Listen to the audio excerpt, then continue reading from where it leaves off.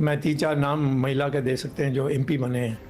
वो जाकर सोना पड़ा उनको, उनके साथ, मोदी के साथ। एक मिनिस्टर बने हैं सोकर। सुब्रमण्यम स्वामी के इसी बयान पर जवाब दे मधु पूर्णिमा अपने ट्वीट में रहती हैं, ये बात समझाती है कि मैंने मई 2014 में मोदी के सत्ता संभालते ही उनसे सुरक्षित दूरी क्यों बनाए रखी। मैं उन्हें अपनी किताब की कॉपी देने तक नहीं गई, बस उनके पसंदीदा नौकरशाह भारतलाल के जरिए एक बिना हस्ताक्षर वाली कॉपी भेज दी। मोदी द्वारा अंतरंगता के कारण सांसद और मंत्री बनाई गई महिलाओं के नाम शुरू से ही संघ परिवार की पावर नेटवर्क में काफी जोर शोर से फुसफुसाए जा रहे थे। इसलिए मैंने बहुत जल्दी सावधानी बरती।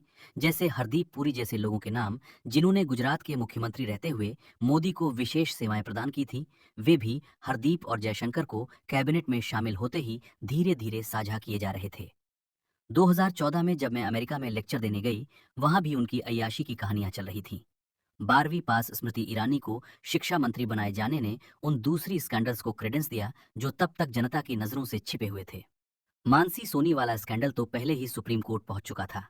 मोदी के करीबी किसी व्यक्ति ने मुझे जेल में बंद आईएएस अधिकारी द्वारा सुप्रीम कोर्ट में जमा किए गए पूरे कागजात दे दिए, जो खुद मानसी सोनी के साथ मस्ती कर रहा था।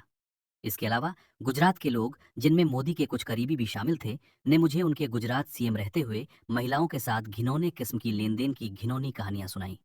और उससे पहले, जब मोदी जी प्रचारक और बीजेपी कार्यालयधारी थे, तब की भी ये कहानियां सुनकर मैं उनकी मौजूदगी से इतनी घृणा करने लगी कि मैं उन कार्यक्रमों से भी बचने लगी।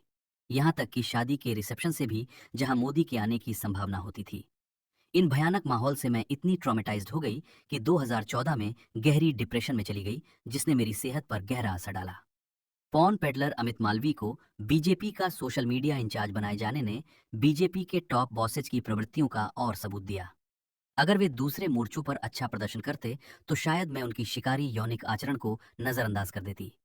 लेकिन उनकी आक्रामक तरीके से जेनोसाइडल वैक्सीनों का प्रचार, हिंदू समाज को कुचलने और हिंदू धर्म को बदनाम करने के नंगे प्रयास, भीमटाओं और मीमटाओं को संरक्षण देकर हिंदुओं पर घातक हमले करवाना, ग्लोबलिस्ट माफिया के सामने गुलामी भरा आचरण, कठुआ कांड के दौरान हिंदुओं के खिलाफ शैतानी आचरण, जिसका विस्तार से वर्णन मेरी किताब the girl from Kathua, a sacrificial victim of गजवाए हिंद में है। और बहुत कुछ ने मुझे पहले टर्म में ही एहसास करा दिया कि हम एक शैतानी शासक के साथ फंस गए हैं, एक CIA प्लांट जो भारत को बर्बाद करने और हिंदुओं को समाप्त करने के लिए सत्ता में बैठाया गया है। मोदी की व्यक्तित्व संबंधी विकारों ने मुझे यकीन दिलाया है कि हमें अपने नेताओं की यौनिक भ्रष्टाचार पर कहीं ज्यादा ध्यान देना चाहिए।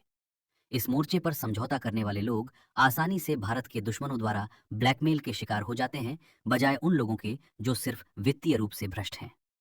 जल्द ही मैं सबूत दूंगी कि वे पहले दिन से ही ब्लैकमेल किए जा रहे हैं। इसीलिए ये अश्लील 56 इंचिया डींगे